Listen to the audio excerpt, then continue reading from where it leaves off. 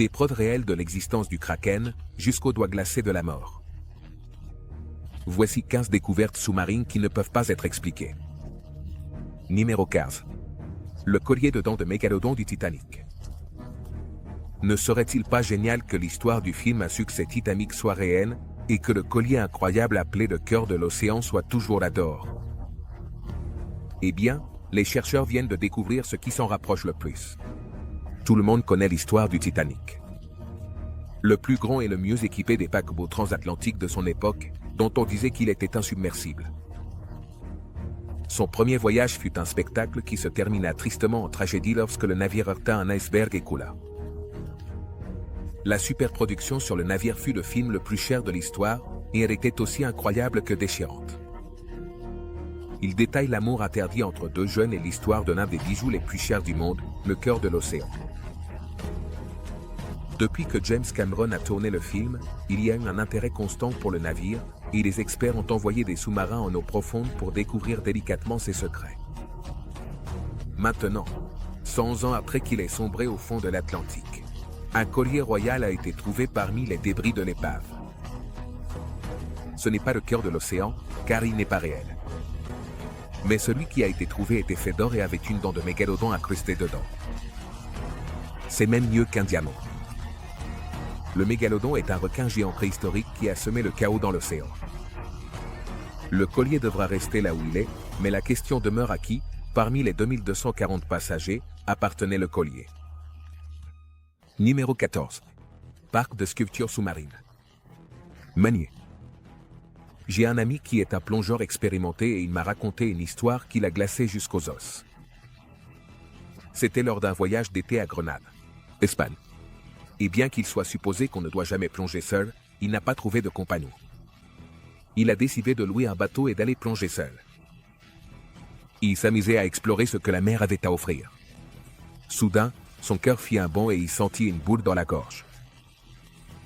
Il vit des figures terrifiantes au loin, et au début, il pensa qu'il les avait imaginées. Mais ensuite, il les aperçut à nouveau. La seule autre fois où il avait ressenti autant de peur, c'était lorsqu'un requin s'était approché furtivement par derrière. Il hésita à se précipiter vers le bateau et fuir. Mais il décida de rester et de voir ce que c'était. À mesure qu'il s'approchait, les figures commencèrent à devenir plus réelles. Et puis il se rendit compte. C'étaient des sculptures. Des sculptures humaines de taille réelle ornaient le fond marin, couvertes d'algues et de corail. Plus tard, il apprit qu'il s'agissait du parc de sculptures sous-marines Mulinerie, une célèbre destination de plongée à la Grenade. Il y a quelque chose qui se sont bien passés lors de son voyage. Tout d'abord, il est resté en vie, ce qui est toujours formidable. Et en second lieu, il a appris à ne plus plonger seul. Numéro 13. Le triangle du diable. Quand on parle de lieux mystérieux de notre planète, rien n'est plus connu que le triangle des Bermudes. Également connu sous le nom de triangle du diable. Des bateaux et des avions s'aventurent dans la zone pour ne plus jamais être revus. Il est difficile de compter tous les accidents survenus là-bas car ils sont nombreux. Selon certains rapports, plus de 300 bateaux ont disparu dans cet endroit maudit. Par exemple, un bateau à vapeur appelé Marie Céleste a coulé non loin des côtes des Bermudes dans des circonstances inexplicables. Et ce n'est pas le seul. Les experts affirment que les naufrages entourent complètement les Bermudes, mais ce n'est qu'en 1964 qu'un journaliste nommé Vincent Gadier a inventé le terme triangle des Bermudes. Selon lui, il s'agit de la zone comprise entre les Bermudes, la Floride et Porto Rico. Ces 500 000 milles carrés de l'océan Atlantique sont bien plus mortels que n'importe quel autre endroit sur Terre. Les premiers récits sur les dangers de cette zone sont similaires. Ils proviennent de Christophe Colomb, dont les navires se sont emmêlés dans des algues qui ont immobilisé ses vaisseaux. Mais il existe d'autres théories, comme des monstres marins, des extraterrestres, et même des vortex vers une autre dimension. Les experts affirment que le courant du Gulf Stream dans le triangle peut provoquer des changements météorologiques violents. En fait, c'est la zone par laquelle passent la plupart des typhons de l'Atlantique. Ensuite, du gaz méthane est libéré du fond de l'océan. Et les perturbations des lignes de flux géomagnétiques rendent les boussoles folles.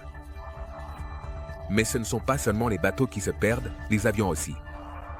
peut-être que nous n'arriverons jamais au fond du mystère qu'est le triangle des Bermudes. Numéro 12. La fosse des Mariannes. Saviez-vous que la fosse des Mariannes est considérée comme la partie la plus profonde de l'océan? Le point le plus bas de la fosse s'appelle la profondeur Challenger et a environ 11 000 km de profondeur. Cela signifie que si l'Himalaya, la plus haute montagne de la Terre, était placée dans l'abîme Challenger, le mont Everest serait encore submergé à plus de 1,5 km sous le niveau de la mer. Et si vous vous demandez pourquoi nous n'avons pas exploré davantage cet endroit, permettez-moi de vous peindre un tableau. La pression là-bas est 1000 fois supérieure à la normale. Imaginez avoir un mal de tête et ensuite 1000 éléphants debout sur votre tête. C'est à peu près ce que vous ressentiriez au fond de l'océan. Sans parler de tous les monstres marins qui y vivent. Les calmars géants ne sont qu'un d'entre eux. Alors, nous avons commencé à envoyer des robots submersibles autonomes et ce qu'ils ont découvert était encore plus terrifiant. Les robots ont enregistré des sons que personne ne peut expliquer. Certains accusent les extraterrestres. D'autres disent que ce sont des baleines. Ce qui est certain, c'est que les experts croient que les baleines peuvent émettre des sons que nous ne connaissons pas encore. Selon certaines versions, les cachalots créent un bang sonique qui étourdit leur proie, les rendant plus faciles à attraper et à manger. Les experts croient que ce son peut arrêter un cœur humain, mais personne ne l'a encore constaté et survécu. Étant donné que 70% de nos océans n'ont pas encore été explorés, il n'est pas surprenant que des secrets terrifiants nous y attendent. Et la plupart d'entre eux reposent au fond de la fosse des Mariannes. Numéro 11. Le 70% inconnu. C'est incroyable à quel point la technologie a fait progresser l'humanité au cours des dernières décennies. Nous avons envoyé des robots sur Mars, et nous avons même réussi à photographier un trou noir. Cependant, 70% de nos océans restent inexplorés. Comment est-ce possible? Les océans, qui couvrent environ 70% de la surface terrestre, sont comme un organe vivant de notre planète. Ils régulent la température et le climat et soutiennent la vie telle que nous la connaissons. Alors, pourquoi en savons-nous si peu sur eux? Eh bien, l'exploration des profondeurs marines n'a commencé que dans les années 1960 et aujourd'hui, elle fait face à de nombreux défis. Tout d'abord, la pression. Au niveau de la mer, la pression de l'air sur le corps est d'environ 16 psi, livres par pouce carré. En plongeant sous l'eau, cette pression augmente considérablement. Au fond de la fosse des Mariannes, elle est 1000 fois plus élevée. C'est pourquoi, lorsque nous avons décidé d'envoyer des submersibles robotiques, nous avons d'abord dû les rendre suffisamment résistants pour supporter de telles forces et continuer à fonctionner pendant des milliers d'heures d'affilée. À cela s'ajoute la salinité de la mer. La plupart des objets métalliques utilisés dans les navires et autres équipements marins doivent être fabriqués avec des types spéciaux d'acier inoxydable, car l'eau salée est incroyablement corrosive. Mais la technologie humaine continue d'évoluer jour après jour, alors espérons que nous pourrons bientôt dévoiler même les secrets les plus cachés de nos océans. Que penses-tu qui se cache là-bas? Numéro 10. Le doigt glacé de la mort.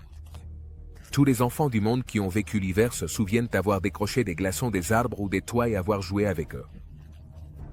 Mais, as-tu déjà entendu parler du glaçon? Ce phénomène étrange a laissé les gens stupéfaits pendant longtemps. Il a été observé pour la première fois dans les années 1960, mais n'a été enregistré en détail qu'en 2011. Il ressemble aux griffes brumeuses de la mort qui descendent de la surface jusqu'au fond de l'océan, gelant tout ce qu'ils touchent. On les appelle aussi les doigts glacés de la mort. Ce phénomène étrange peut être trouvé dans l'océan Antarctique, laissant une traînée d'animaux marins congelés sur son chemin mortel de destruction. Mais, qu'est-ce que c'est et pourquoi cela se produit-il? Eh bien, tout est lié aux températures glaciales de l'Antarctique. L'eau salée a besoin de beaucoup plus de temps et de températures plus froides pour geler que l'eau douce. Une fois que la surface de l'océan commence à geler, elle expulse le sel. Cela crée une couche d'eau extra-salée appelée saumure, qui est en dessous de la température de congélation et est lourde. Lorsqu'elle commence à s'enfoncer jusqu'au fond, l'eau qui l'entoure gèle immédiatement, et il en va de même pour le fond de l'océan, créant ce que l'on appelle de la glace d'ancrage. Une saumure peut avoir un diamètre de 25 cm, et si les conditions sont favorables, elle peut croître de plusieurs mètres par jour.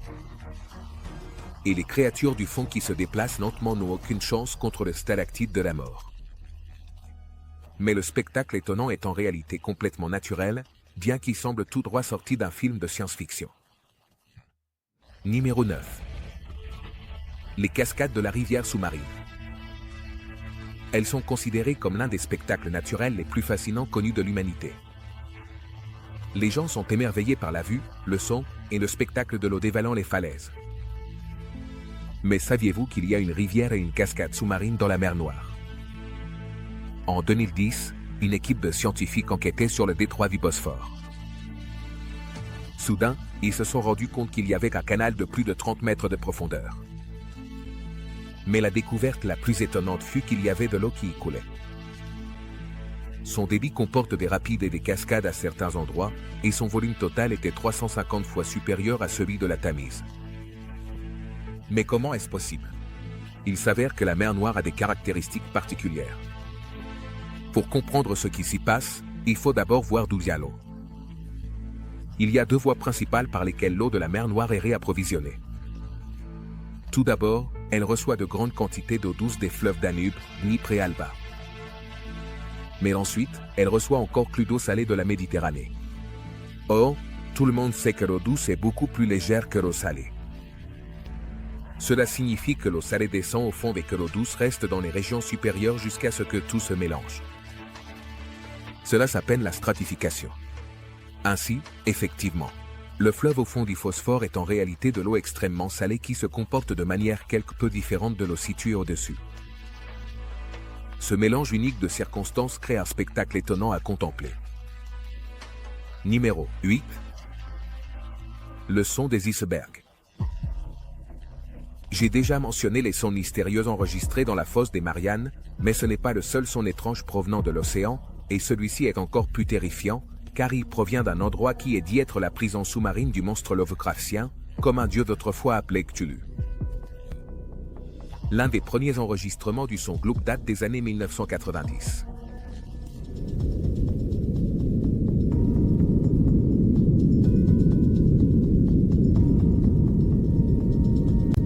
Certains scientifiques affirment qu'il s'agit du son des icebergs, se fissurant, mais tout le monde n'est pas convaincu par cette théorie.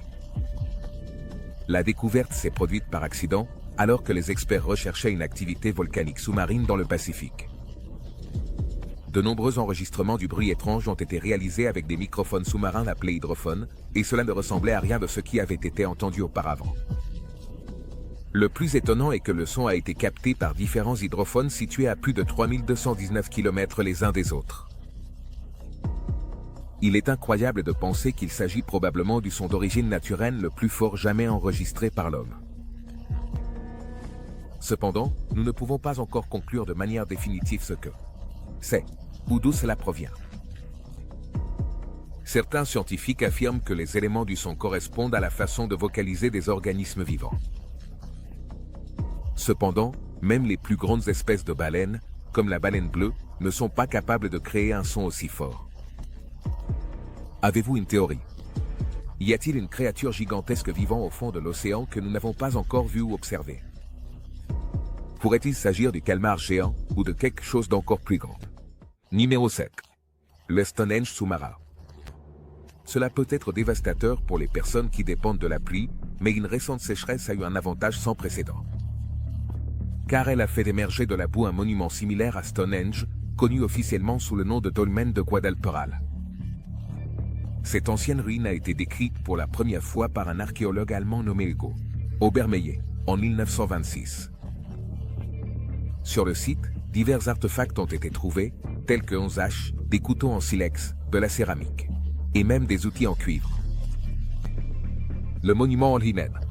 Il s'agit d'un cercle d'environ 150 pierres de granit massif, dont on pense qu'il remonte à 5000 avenue Gitse. Environ.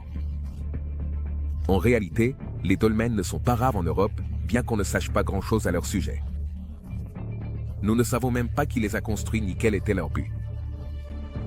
Mais le site a subi un coup dur en 1963, lorsque le dictateur Francisco Franco a décidé d'inonder la zone pour construire un barrage.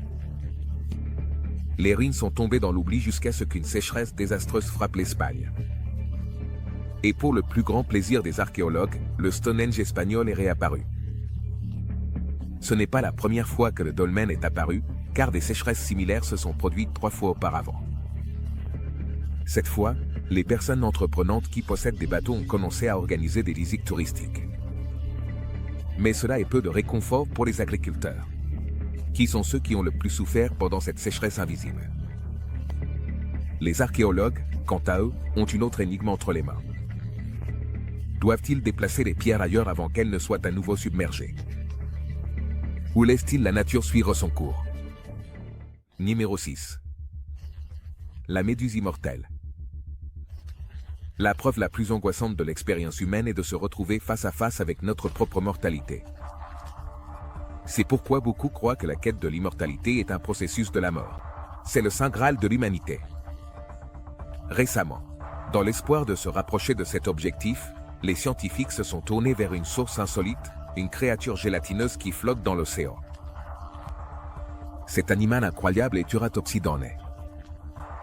Il s'agit d'une espèce unique de méduse, découverte pour la première fois en mer Méditerranée et décrite dans les années 1880. Ses capacités extraordinaires sont parfaitement décrites par son surnom.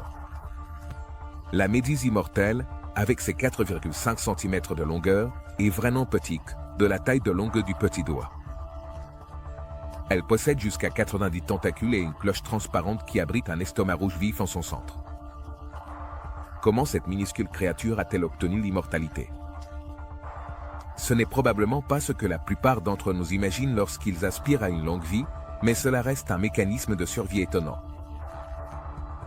Chaque fois que cet animal est menacé ou blessé, il revient à un état de développement antérieur. Il se transforme en polype. Pensez Y comme à un bouton de réinitialisation, avec l'avantage supplémentaire de conserver intact son matériel génétique. Ce bouton de réinitialisation crée une colonie de polypes qui finit par bourgeonner et libérer des méduses qui sont une copie génétique exacte de la méduse originale. N'est-ce pas incroyable et étrange? Je ne suis pas sûr que les humains puissent un jour utiliser ce concept. Mais cela ne le rend pas moins étonnant. Numéro 5. La mer lactée. Jules Verne, le célèbre auteur qui a écrit l'incroyable roman 20 000 lieues sous les mers, a écrit sur un phénomène étrange qui semble faire briller l'océan. Pendant longtemps, la plupart des gens ont pensé qu'il s'agissait de récits imaginaires d'un grand auteur. Cependant, en 2005, les scientifiques ont découvert une portion d'océan de la taille du Connecticut qui fait exactement cela. Elle a été baptisée la mer lactée. Au début, les scientifiques ne l'ont pas pris en compte, car ils croyaient que la concentration de bactéries bioluminescentes pouvant provoquer cela était pratiquement impossible à atteindre. Mais un scientifique nommé Steve Miller a décidé d'approfondir ce mystère. Il a découvert des images du SS Lima, qui a traversé la mer lactée en 1995. En voyant l'enregistrement, il s'est rendu compte qu'une région aussi immense devait être visible sur une image satellite. Ainsi, avec l'aide de Steve Haddock, du programme de satellite météorologique de défense, ils ont introduit les coordonnées du SS Lima pendant la nuit. Les images ont été prises, et soudain, une vaste zone de l'océan au large de la Corne de l'Afrique a commencé à briller intensément.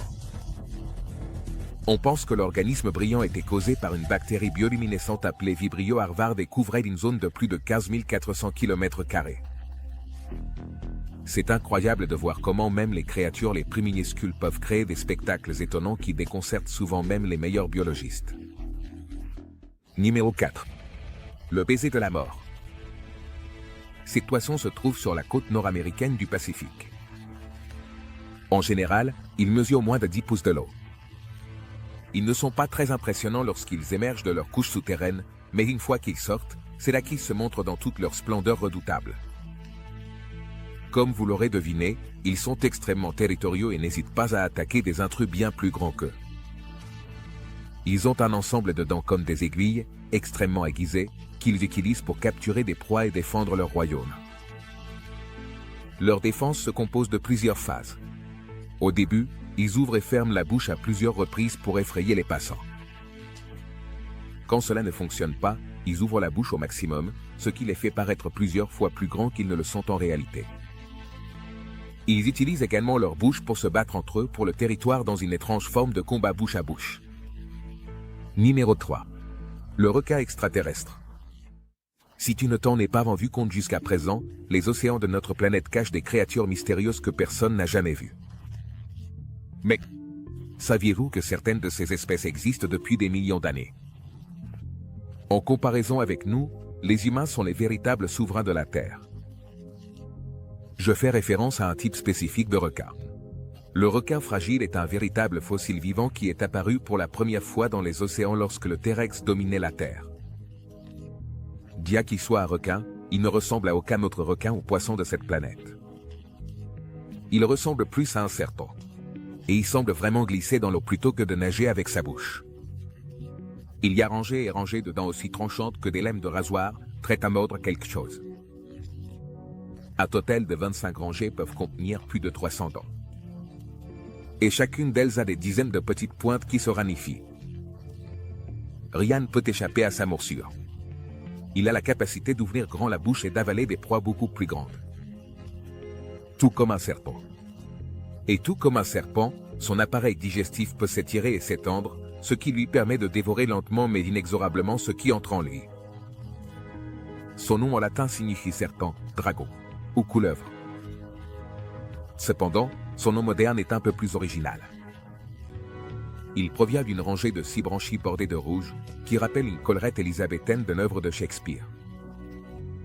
Au moins, certains scientifiques semblent avoir le sens de l'humour. Mais pourquoi ne l'ont-ils pas simplement appelé le requin Shakespeare? Numéro 2. Yogg-Potch. Maintenant que nous avons abordé le sujet des extraterrestres, il y a eu une curieuse forme de vie filmée au large des côtes de Californie qui laissait perplexes les experts. Il s'agissait d'un orgue pour prostituées à 1,5 km sous la surface.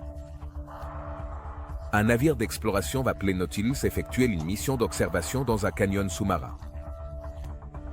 Lorsqu'ils sont tombés sur un objet sphérique presque incandescent, l'équipage est resté stupéfait et a commencé à spéculer sur ce que cela pourrait être. Bien que l'orbe ait un aspect magnifique, la manière dont le crustacé interférait pendant que le navire filmait l'orbe a amené les scientifiques à spéculer qu'il pourrait s'agir d'un sac d'eau similaire à celui fabriqué par les araignées. Certains pensaient qu'il s'agissait d'une méduse, tandis que d'autres réfutaient cette affirmation. Cependant, personne n'était vraiment préparé à une réponse.